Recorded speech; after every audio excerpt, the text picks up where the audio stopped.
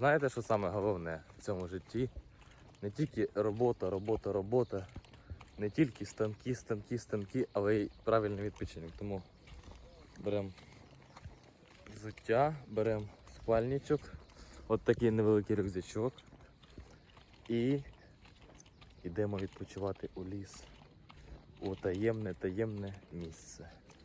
Ну, на добу десь. Тому, кому треба сантехніка, ви знаєте, що робити.